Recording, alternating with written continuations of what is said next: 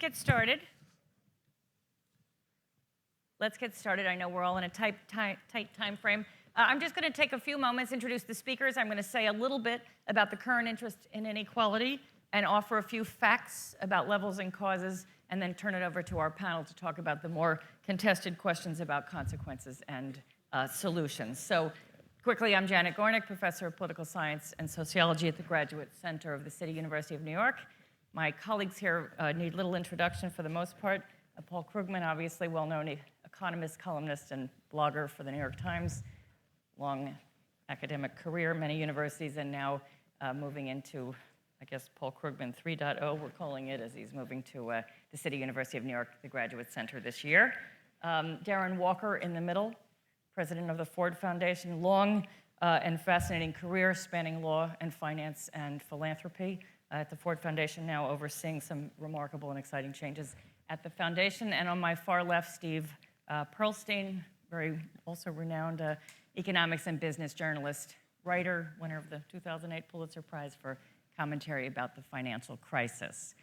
So I think they'll all have much to say. I don't want to take a lot of time before we get to them. A couple of things. Inequality means many things, as we all know. The conversation that's been so prominent in the last few years has focused on income inequality, which is what we're going to talk about mostly today. So that's been sort of the boundaries. I said this briefly last evening. I think everyone knows there's been this extraordinary and unprecedented increase in interest, study, and discussion of income inequality in the United States and in many other countries. It was sparked, for the most part, it seems to have started in around 2011, around the time of Occupy Wall Street, where so much narrative about inequality was injected into public discussion, obviously compounded by the crisis and the recession, and then many things happening at the same time. A lot of new scholarship, many new research centers, lots of new data, and there's just been this extraordinary bubble of interest in inequality. I've been working with an institute known as LIS. We've been studying this for 30 years and have sat in astonishment at this, watching this explosion of interest, and it's just been a remarkable time. The three people on the stage here have been working on this issue since long before the current moment, and they're here to help us sort out fact and fiction today. So let me just say a couple of things. When I talked to Steve Pearlstein before, he was noting to me our hope would be not to be litigating the facts through this discussion. So I'm just going to offer a few facts. I think these are really not controversial, what I'm going to tell you. And this is the following. The United States has a very high level of income inequality by all measures. If you look across the OECD, the Organization for Economic Cooperation and Development, the club of now about 34 rich and upper middle income democracies. Among the high income democracies, inequality in the United States is the highest, and by a fairly large margin in many cases, and that's inequality of household income, in particular after taxes and income supports. Inequality in the United States has risen sharply in the last 30 years, starting especially in the early 1980s. That's true of about 2/3 of the rich countries, but the rise in the United States has been sharper than other places. But it is important to note that it's not true in all countries. In fact, inequality has been falling outside the OECD in Latin America quite consistently. So that tells us that national institutions matter, and they matter quite a lot. A third thing to say, what's happened to the United States? The shape of the income distribution has changed, the bottom has stagnated, the middle has hollowed out, and the real growth has been at the top. As a lot of us have heard in recent years, the share of income in the households in the top 1% is especially high. It's risen very sharply, and it's risen more in the US than elsewhere. And finally, I would note, as I'm just laying out some basic facts, we're talking about income, the statistics I just gave you, but inequality in wealth is also important, and it's even greater than inequality in income, and income and wealth tend to be correlated. So what we know is among the top 10% of households in the income distribution, the top 10% of households hold 29% of income, but the top 10% in the wealth distribution hold 76% of the wealth in the United States. There's tremendous inequality in wealth that's compounding the income inequality that we know. So that, I think what I've told you is fairly uncontroversial, and we're going to use some of that as a starting point. There's something going on in the United States that really is exceptional. And before I turn it over, also simply to say, I think there's also a fair amount of agreement on the causes. Where there's much less agreement, as we've said, is on the consequences and solutions. That's what we're going to talk about. What are the causes? Transnational causes and national causes. globalization seems to be an important factor, growing importance of technical skills, what we call financialization, the rising importance of capital institutions and markets, and the rising share of capital and income, changes in the way that high earners are compensated, changes in the way that low earners are compensated, especially in the US, the erosion of the minimum wage, and of unions, changes in household structure, and cutbacks in redistributive policies. Our colleague Branko Milanovic describes the rising inequality in the US as overdetermined. I would say there's a perfect storm of factors. So again, I think what I've just told you is relatively uncontroversial. If anyone wants to disagree, we certainly can welcome that. So let's get started in thinking, looking ahead. So I want to ask our colleagues here, one of the things that we've all talked about has been this tremendous focus on the top in recent years in this big explosion of interest that was partly due to the Occupy narrative, I would say, due to the millions and millions of copies of Thomas Piketty's book as well. I'm concerned sometimes that this obsession with the top is obscuring the struggles of the middle class and low-income Americans and is turning us away from thinking about consequences and solutions further down. And yet it has enlivened the debate. So what do we think about that? How do we want to, where should we be looking? And Paul, you want to go first? Okay, so actually, Jen, I'm going to disagree with you on something. Oh my gosh. I'm going to disagree with you about the proposition that there's widespread agreement. Oh, okay. Because I think there's actually remarkable lack of consensus about what's causing this. About the cause. And that's actually one of the reasons why I think it's important, why it's not wrong to be talking so much about the 1%. I mean, some of it, sure. I mean, some of it is prurient interest, right? People get more excited talking about lifestyles of the rich and fatuous than they do about the struggles of lower income workers. It makes better entertainment, but I think it's important for a couple. One is that it's a lot of income. So when I was in grad school, if anybody raised the issue of taxing the rich, they'd say, well, there just isn't enough money out there for it to matter. But that is by no means true now. So we're actually talking about a significant share of economic growth has gone just to a very small number of people. Significant amount of potential revenue from raising taxes on that group. So it matters. But also the rise of the 1% tells you right away that some of the popular stories about what's going on can't be right. So if the story is simply, oh, well, technical skills, it's a high technology world, people need to be more well-trained and have better education, that can explain what's happening at the 80th percentile versus the 20th percentile, but it's not going to tell you why a very small number of people have just completely taken off, right? The CEOs and high school teachers have roughly comparable levels of education, not exactly the same income trajectory. And so it's telling you, not telling you why exactly, but it's telling you that stories that are relatively comforting, that it's all about education and changing technology, are certainly not the whole story. That's something very different, and I should leave it, but many of us think that things like social norms, changing in bargaining power, increased self-dealing in a world of Wall Street and run amok and Main Street losing its grip. That sort of thing must be much more important than a lot of people would like us to believe. Darren, can we ask you to pick up? Well, I would just say that part of the reason we're fascinated with the really uber rich is because they make it so easy to be fascinated with them. So when you read stories about someone chartering a G5 to fly their dog to Palm Beach, or you read these stories about, a $25 million wedding. I mean, things like this. There is a prurient sort of part to it, but it's just so fascinating on a certain level. And so it's not a real surprise that the public is interested in it. But one of the consequences of inequality is that it has made, as you say, the middle class has been hollowed out and is increasingly hollowed out. And it's hard to talk about the needs of the poor in this country when the middle class feels so vulnerable and economically insecure. And so when you look at our history, certainly in the 20th century, when we saw the greatest advances in achievements in reduction of poverty, labor participation rates for urban black males, all sorts of indicators of well-being, it was during a time of economic growth. It was during a time when white suburban Americans felt relatively secure. And so they were prepared to engage in a conversation about how do we help those who aren't as generous, aren't as fortunate as we are? Well, today, white suburban Americans do not feel secure. They feel vulnerable. And so it is hard, and the president was criticized by many of his friends for not focusing on the poor in the last State of the Union. Part of the reason he wasn't able to do that was because the data around how people feel in this country make it really hard to do that. That's one of the insidious consequences of inequality. It makes us a less generous nation. It makes us hunker down. And in some ways, the body politic results in what we have today, which is, as our prior panel said, a lot of really angry, ignorant, poorly informed discourse that is responding to that core sense of frustration and vulnerability that many Americans feel.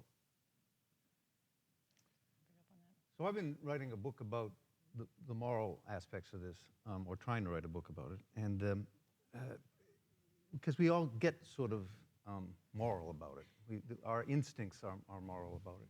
And we really, I think, have four instincts about it. One is that we think that the way money is distributed ought to be somewhat on the basis of need. We think that money should be distributed somewhat on the basis of how hard you work and how talented you are, what you might call just desert. We all have this instinct that equality of opportunity should be equal, and that people should have the same opportunity to succeed or not, and that any system that doesn't support that isn't a good system. And then finally, we have an egalitarian instinct, that all those other things aside, we sort of also think things should be a little more equal. If we divide, we divide birthday cakes in equal slices instinctively. To me, it's the poor. The argument about the middle class doesn't resonate so much with me on these moral instincts, whereas on all of them, the situation with the poor is much more important. Even economists generally agree that a dollar is worth more to a per person at the margin than a dollar is worth to someone who makes more money. And we can probably all agree that people shouldn't be billionaires and walk by starving homeless people living on a grate and not give them some money. We think that there should be some redistribution there, whether it's forced or voluntary. We think that that should happen. We don't think that Bill Gates should send a check to middle-class people so that they can have granite countertops instead of Formica. I don't think that doesn't really resonate with us in a moral way. So we have ample evidence that need is the most important of these moral instincts. If you do psychological experiments, that's what people care about. All those other things aside, the first thing people say in the United States is everyone should be out of poverty. Then we can talk about all those other things. We have ample evidence that poverty reduces opportunity. So if you care about opportunity, again, poverty is an important thing. And we know that in terms of just desert, that poor people aren't poor just because they make bad decisions. They're not poor just because they have no talent. They're also poor because they're unlucky. So for me, what's important is not so much the ratio between 99 and 50. To me, what's important is between 99 and 10. Let me turn your attention to something that you've mentioned already now, I think, Steve, twice, that I want you all to reflect on, and that is the question of opportunity, which is very much tied to the notion of mobility. And I think we all know that in this country, equality of opportunity is sort of more part of the political landscape than equality of outcome. What is the relationship between equality of opportunity and equality of outcome? There's been a lot of discussion about them being causally related. Of course, the politics are different, and we tend in the U.S. to slide towards equality of opportunity when rearranging outcomes is too challenging. Steve, why don't you go first? You've had some very interesting things to say about opportunity. This is a sort of un-American thing to say, but I think perfect equality of opportunity, or even substantial equality of opportunity, is neither achievable nor desirable.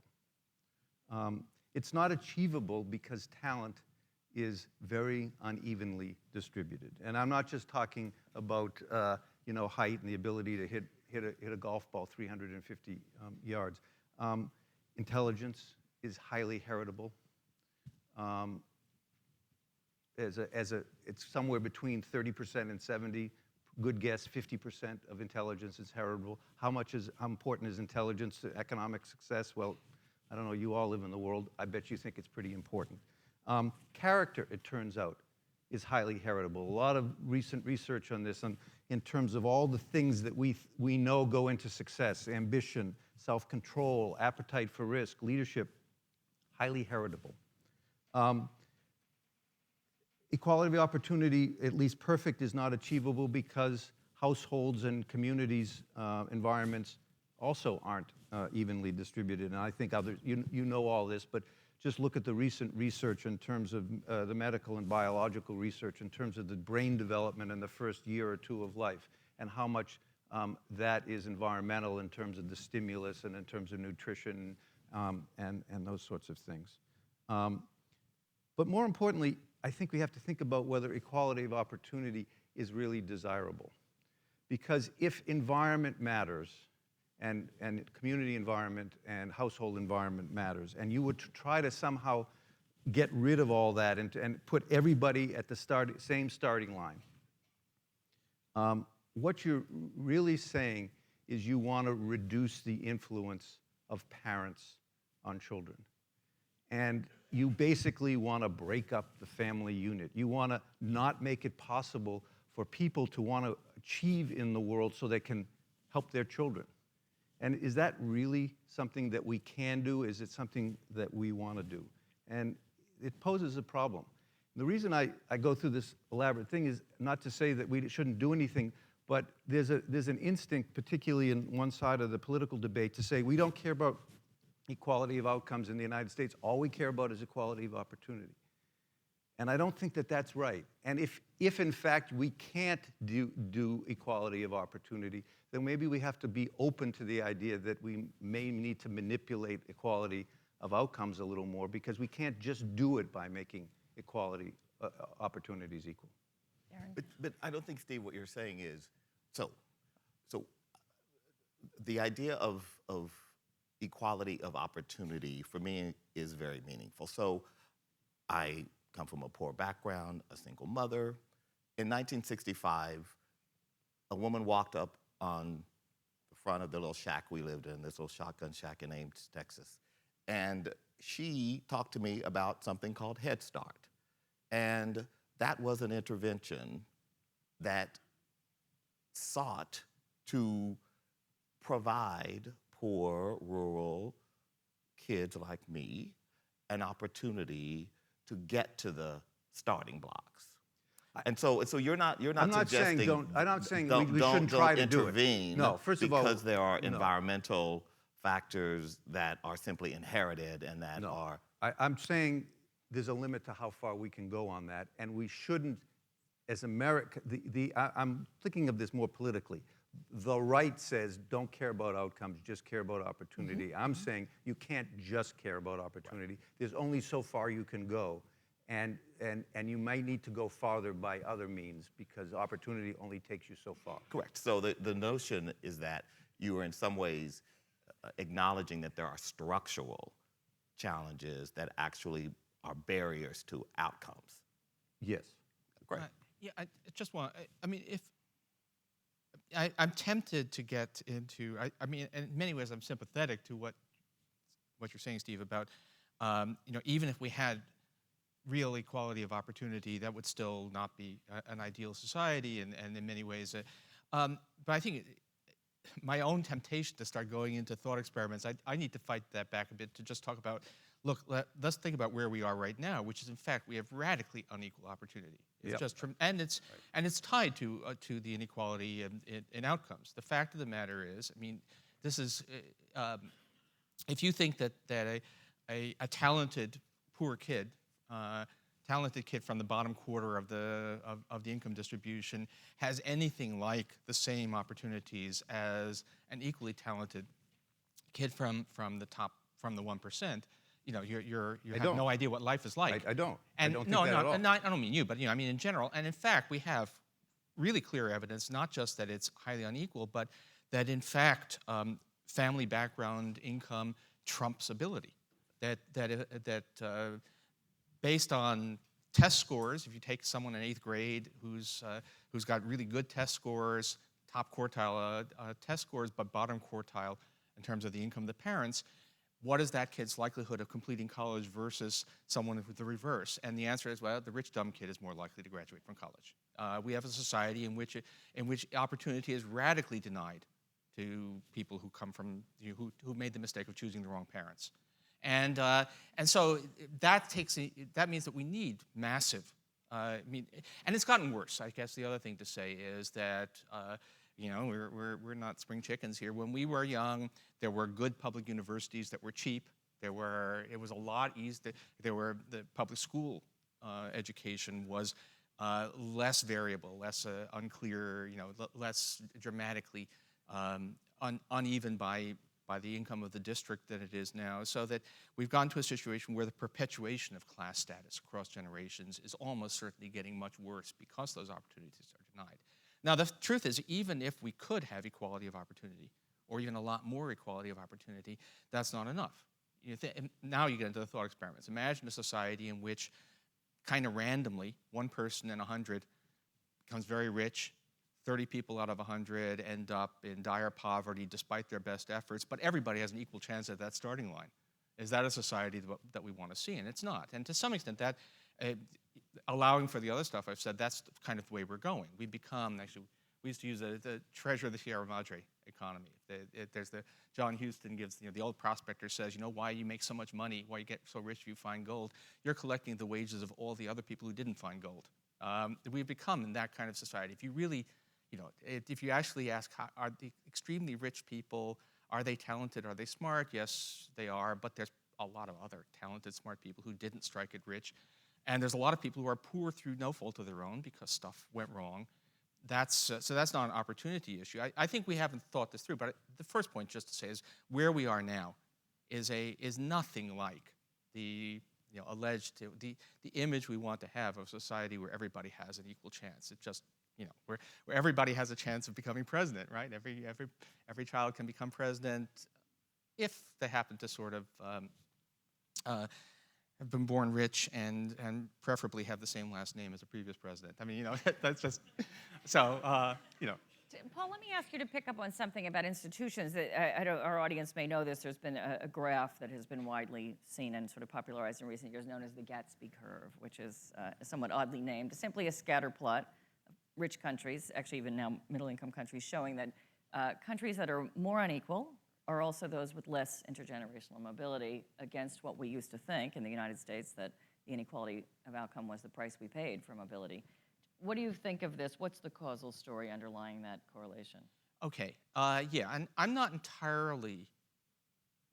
as totally comfortable with it as I'd like to be, because it's possible that we're looking at other factors. And there's some question whether racial divisions are an important part of the U.S. story. That there's just that it's not simply, but it's certainly a plausible story that in a country with high levels of income inequality, the rungs of the ladder are further apart. It becomes much harder for someone from a poorer background to make their way up. And at the very least, we should know this. This is actually among the facts that everyone should know, which is that America is at the bottom in terms of social mobility. That we are, if your idea is that America is a society where anybody can be whatever they want, as opposed to the sort of caste-bound countries of Europe, it's exactly the reverse. Horatio Alger moved to Finland a long time ago, and it's fun. It's an interesting thing how we managed to maintain that image of ourselves when it's really at least a couple of generations out of date. But don't you think that, I mean, Paul, you're, I think, underscoring something that's so important here. The power of the narrative in this country, right, and our capacity to storytell is so profound.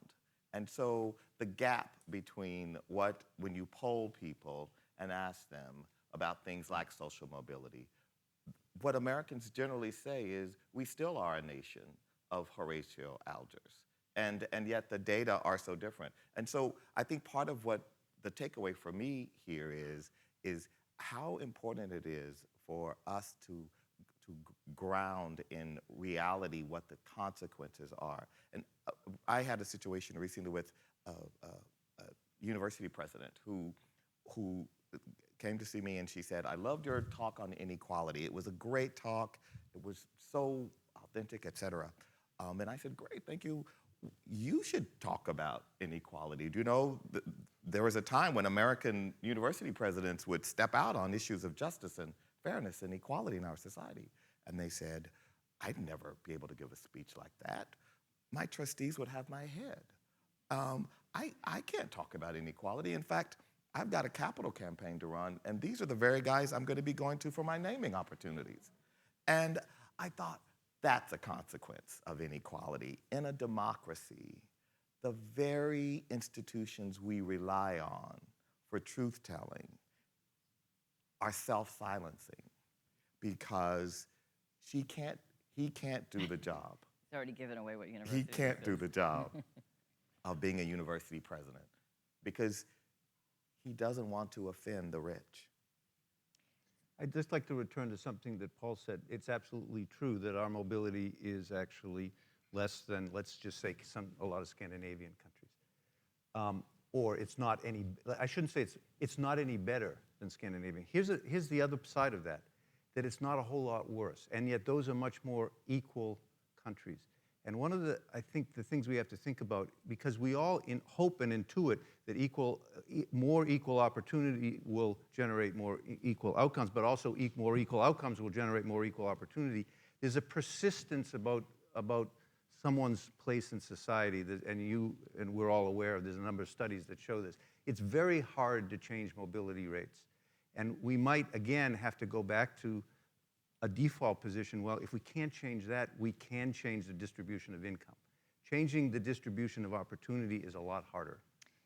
Let me push you on to think about other consequences. A big part of this discussion about inequality really has been why do we care? And it's not a rhetorical question, it's a real question. And the discussion in the US in particular has been very instrumental, meaning that much of the concern about inequality is expressed in terms of concern that it causes other things that we agree are problematic. So let me throw out a few of them, and then I want to ask you both sort of the empirical question: which of these do you really think are the strongest consequences, and where should we be concerned?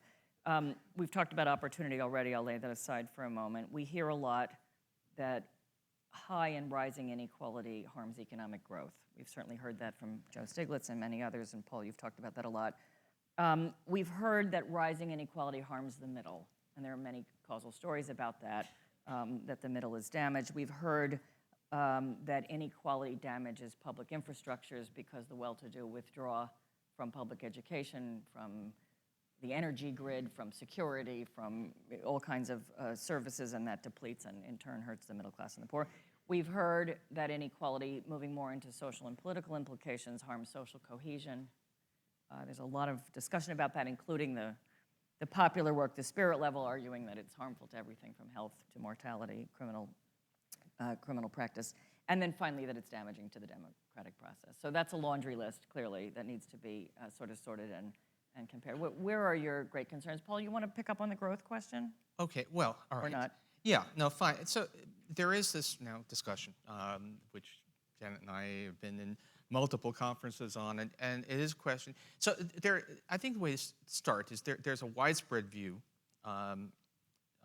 typically a politically conservative view, but which is that maybe inequality is not something you like, but try to do anything about it and it'll cripple economic growth, and that it'll remove the incentives to create wealth and so on.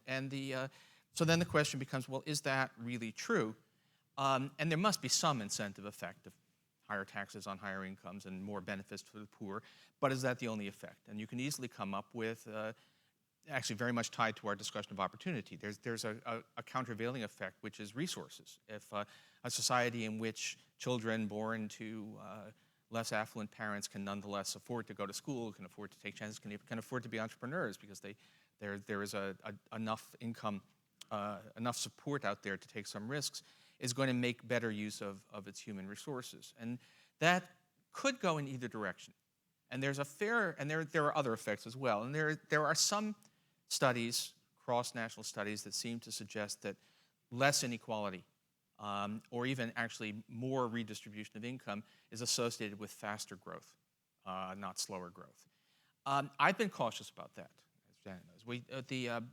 Not because I think the evidence is a little flaky. I really don't trust cross-national correlations too far. We don't have the causal mechanisms really pinned down. And I think for those of us who are concerned about inequality, it's being a bit greedy. I think it's enough to say, look, it appears that you can address inequality without hurting economic growth. To rest too much on the claim it actually accelerates economic growth, while it might be true, is more than we really know. And I think maybe the important thing to say on all of this is that there are good reasons to want to reduce inequality, or to be concerned about rising inequality, even if reducing inequality is not a route to faster growth. The fact of the matter for the US is that we've had a dramatic disconnect between rising productivity and stagnant wages for several decades now. That's because of rising inequality.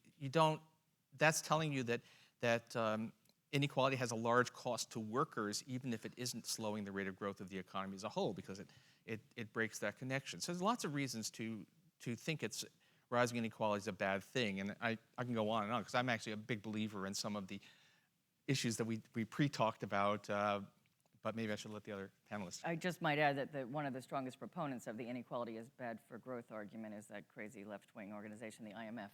That's right. The IMF has so they've taken a very strong stand on this.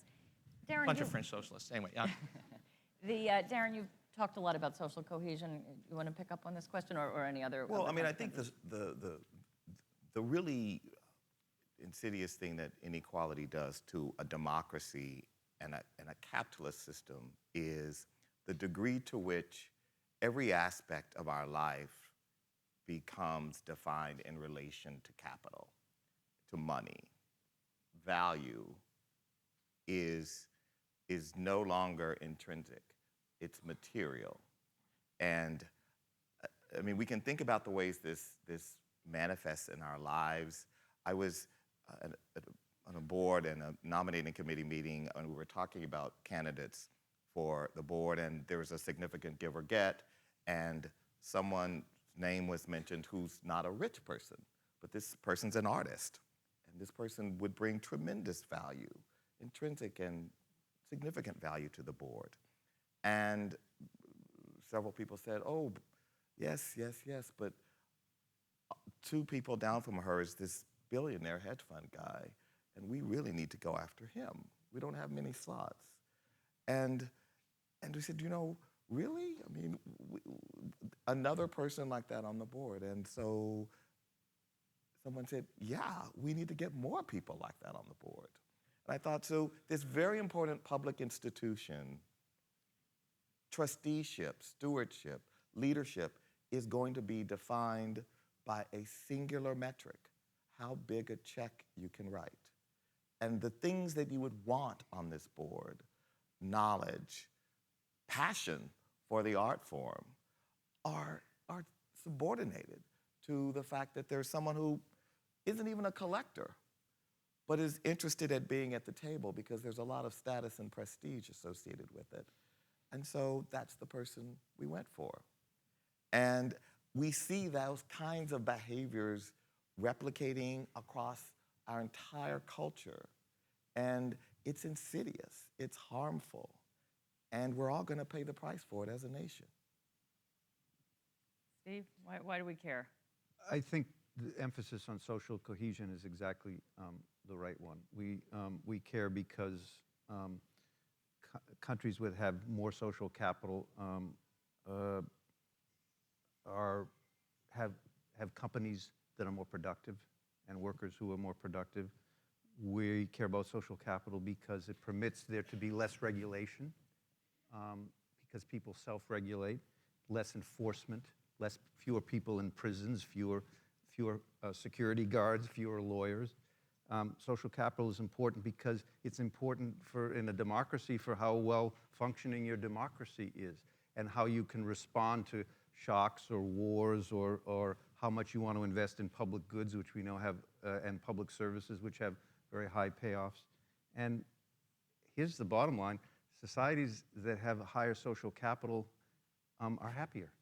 So even beyond growth, they tend to be happier societies. So for all those reasons, I think the social cohesion thing is probably the key to understanding all these things, both the economic and the political and all of them.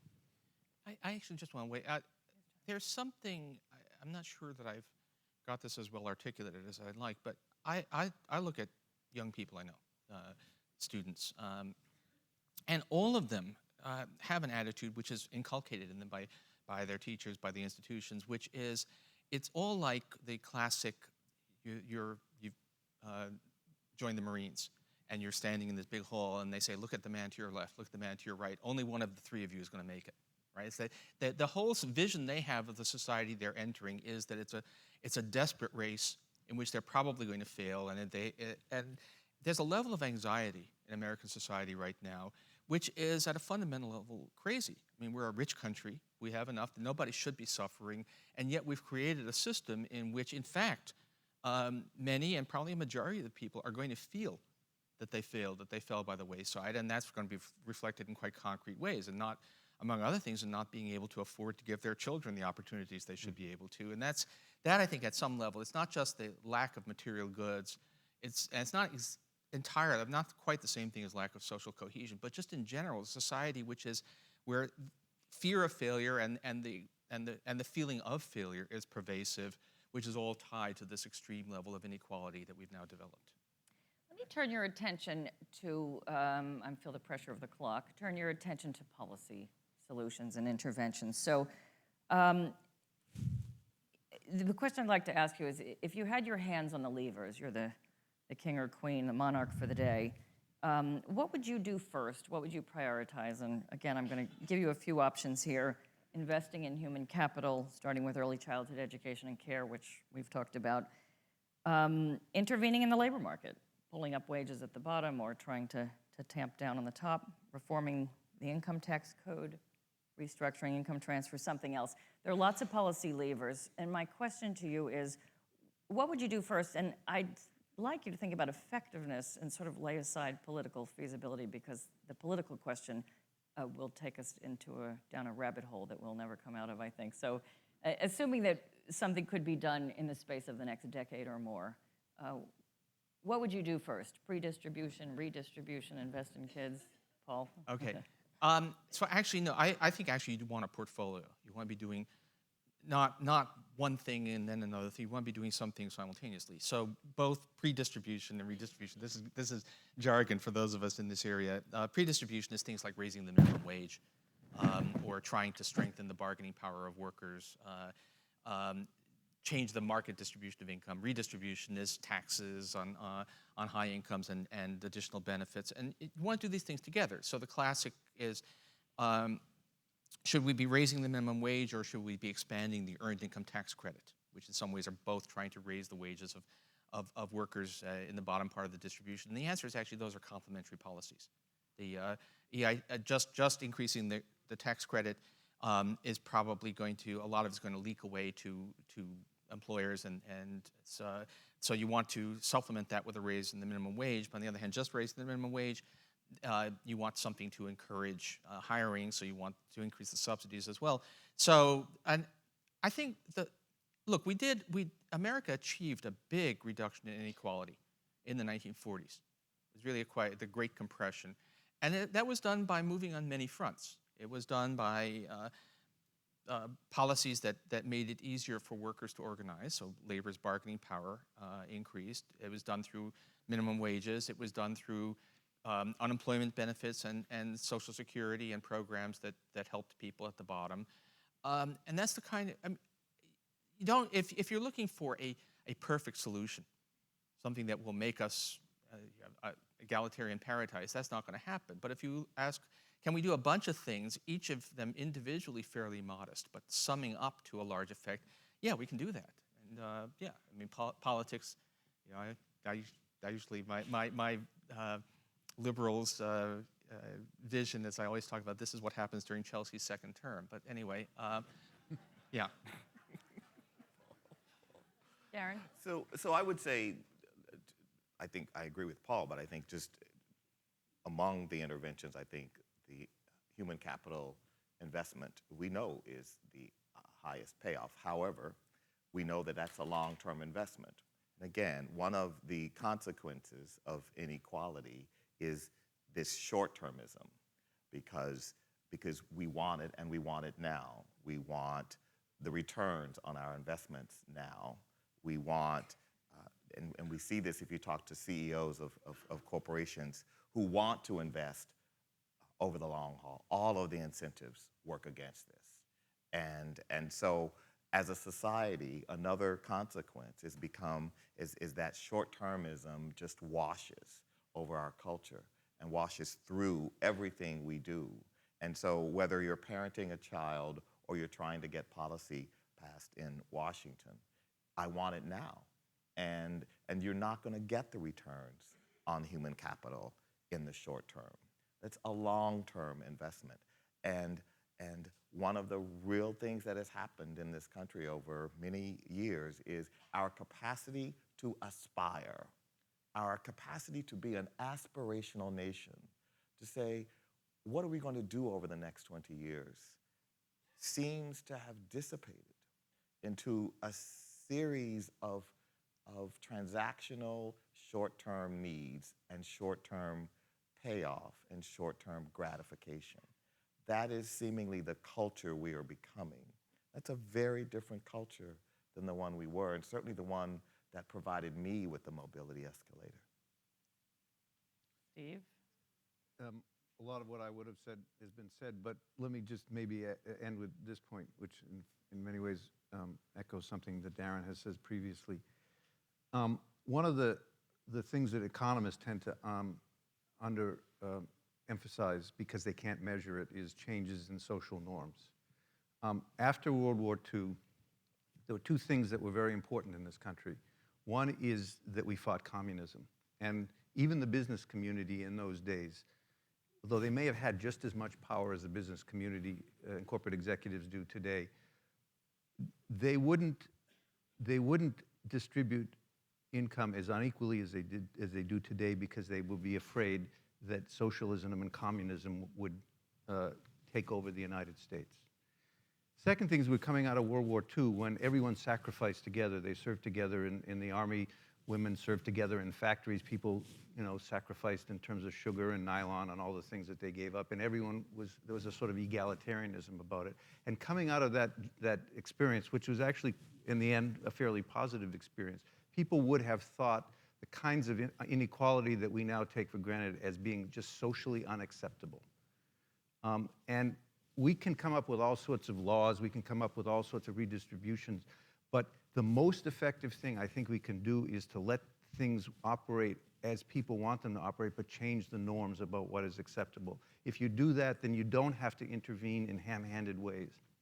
And maybe that's what a conference like this is about, is to begin or help to push along that process of changing what people consider as acceptable. No, I'm not going to pay myself 300 times what my average worker is. I'm just not going to do that. I'll pay myself 100 times, and I'll still live a nice life. And if more people said that, if there was more a race to the top rather than a race to the bottom in terms of social acceptance, I think a lot of this stuff, we would go back to the way things were in the 60s and the 50s, which is to some degree economically not something we can do, but we could certainly do it in terms of our social norms. So moral suasion matters more than public policy? I'm heartbroken. I would at that say argument. that moral suasion causes the change in public policy, not the other way around. Anyone pick up on that on the... I mean, moral suasion, moral suasion helps if it's backed by some actual stuff. I mean, it's certainly true that there was a sense in the 50s, but that by CEOs that they shouldn't outrageously overpay themselves, which was partly because there was a feeling worried about communism, partly a feeling of solidarity, and partly the fact that there were, if you didn't have a powerful union in your company, you feared that you might have one. So there was actually, it did matter that there were other countervailing forces. At this point, we have capital is the only I mean, actually, if you read business books from those days, Peter Drucker, the concept of the corporation was a group of stakeholders, which nowadays would be anathema. The corporation is there to serve the interests of shareholders, period, full stop. There was some political institutional realities behind that, and then they helped create a moral universe that reinforced that message. We're going to turn time over to the audience. I begged 5 extra minutes at least before we started, so we can stay at least until 1:05, and I don't know what they'll do to us if we drift a moment or two after that. We're inviting questions from the audience. I've been carefully instructed by Ben to remind everybody, stand up, tell us your name, and wait for the microphone to reach you. So, questions? I see one right here. Peter Heller. Peter Heller. There's another dynamic operating here, and I'm wondering whether we will start seeing a generational inequality aspect to this problem as the baby boomers now are retiring, and they have entitlement spending, not generous, but nevertheless there's a lot of entitlement spending. And will this be another issue that we're going to be confronting and talking about in 5 years, that perceptions of working age populations, that they're bearing too heavy a burden to support this aged population? Can I say something very cynical? I mean, it's certainly true that baby boomers had an easier time than millennials are likely to, but it's also true that more often than not, when I see an article saying, well, the real issue is generational inequality, it's actually an attempt to distract people from the intra-generational inequality. It's saying, oh, don't worry about the billionaires, worry about the baby boomers. A lot of it is I think, a deliberate misdirection. The fact of the matter is the inequality of results, of outcomes among people in my generation is immense compared with any differences between generations. I think I see a question right over here, maybe in the 3rd row. People are phoning in questions. Susan Rubenstein. My concern is that I think this notion, the term income redistribution, is really being misused and is tamping down the argument for higher taxes. We've got a very wealthy part of the country that is not necessarily paying their fair share of taxes. The wealthy benefit an awful lot from what goes on in this country, whether it's the protection that we give to industry, and there's an awful lot of offshoring. There are loopholes in the tax code, and I'm not sure that adjusting taxes on a fair basis in terms of getting things done in the country and all of the things that we want to. And I nudge you towards a question. So the question is, how much of a problem do you think that term is now, that it's just being thrown around and accepted? Actually, does anybody, I mean, I haven't heard a politician call for income redistribution. It's always a, some of them actually do it. Obama's done more of that than people realize. But the actual, the accusation that this is redistributionist is always a term, that's an accusation against politicians. 2012, we heard a lot about redistribution. We didn't hear that from Obama. We heard that from Romney. We can't stop people from saying what they want to say. I mean, I wouldn't advise any politician to say, I'm for redistribution. Certainly a social science But you can't stop term. the other guy from saying that's what But you're we doing. are for redistribution, just in case. But you didn't hear us say that. We call it a fairer tax code. I see a question right here.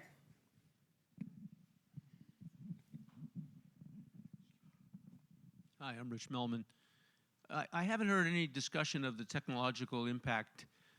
Moore's Law has probably done more to make it easy to get rid of labor and to get rid of jobs at the lower income levels than anything that's ever happened politically. Doesn't this have some impact on the issue? There's on the right in particular, there's a fantasy. And the fantasy is that someone comes up with some technological breakthrough, that Bill Gates comes up with a software program that makes everybody else more productive. And as a result of that, he gets to be a billionaire, and we have all the rest of us have higher standards of living. And that's why we shouldn't really worry about inequality. That happens. There are Bill Gates, that happened to Andrew Carnegie and Bill Gates, and there are stories like that. That is not fundamentally what's gone on here.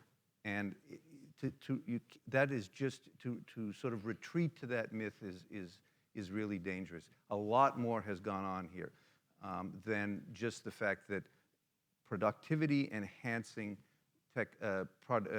technology has created a gap, but it's created a gap not because the people at the bottom aren't any worse, but just because some people get to capture all the benefits or a lot of the benefits of that, but not all the benefits.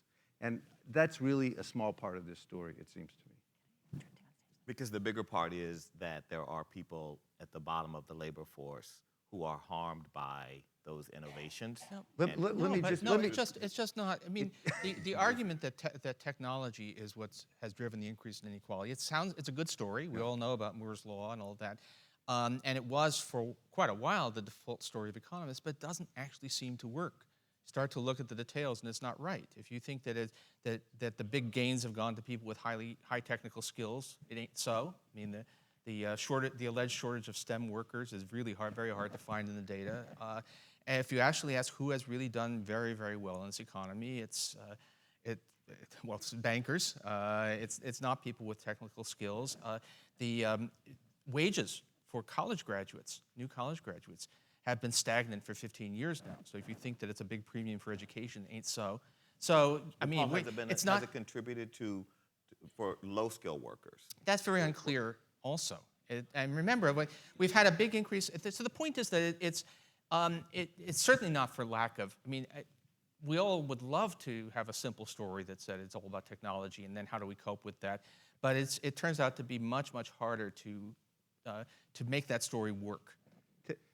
Short answer to your rebuttal that you were just sort of saying, technology has made the jobs of certain workers unsaleable for a long time. That churning of technology making certain people's jobs no longer necessary has been going on for a long time. There's no reason to believe that for some reason in the last 30 years that's gotten any worse or any more vigorous than before. So yes, some people lose their job all the time because of technological change. And some people's wages get pushed down because of technological change. But if you have a good, robust economy, those people are redeployed in ways that don't necessarily have the implications for inequality that we've seen in the last 30 years. I see several hands up. Somebody in the very back row has their hand up. Nicole Charbonnet. Darren said two phrases that stand out to me: the power of the narrative and the capacity to aspire. How, or is there an easy way? Probably not. But how can you use the power of the narrative to increase our capacity to aspire as a country? Well, I think one of the great things about a session like this is that I would surmise that most of the people in this room are pretty privileged, that we are all pretty privileged, and we're all really concerned about this phenomenon. And so one of the real challenges when you poll high-income Americans is that when confronted with inequality, there is often disbelief and there is often a refusal to accept the facts. And part of that is because the narrative of mobility and success in America doesn't conform with the individual successful American's view of themselves. So the average wealthy person in America believes that they worked hard, they had no privilege, that they're self-made. I had a CEO of a company recently come at me in a really unkind way because I challenged his own privilege, and he said, "How dare you say I'm privileged? I grew up in an immigrant household. My mother was a maid. My father was a construction worker, et cetera, et cetera." And when I said to him, and it was 1950, and I said, "But you were a white man." He said, I said, you had more privilege over white women, certainly, and certainly over, he simply refused to engage in a conversation about his own privilege.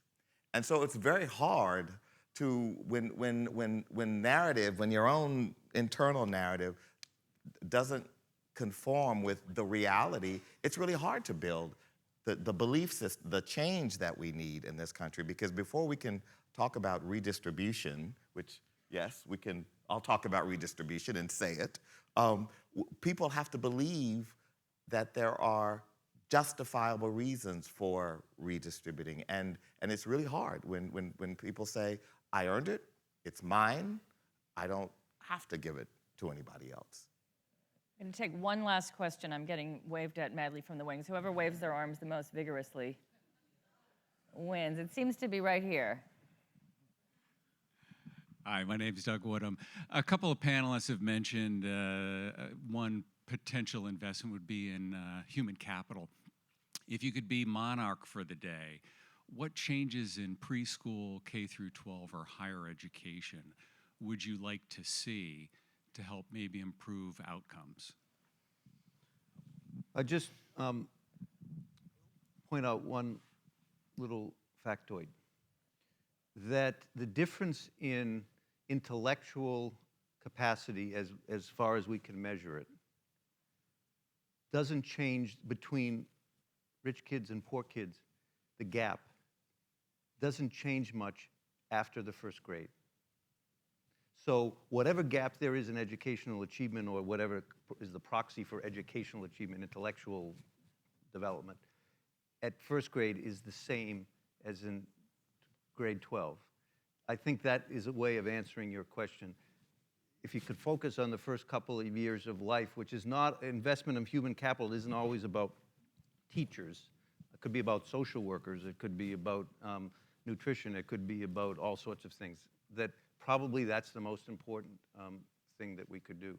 If you're worried about the cost of college education, another statistic, which I have here somewhere. At Harvard, which is truly needs blind, and where if your income is less than half the median, you get full boat. And if you're between the median and 75% of you get scholarship.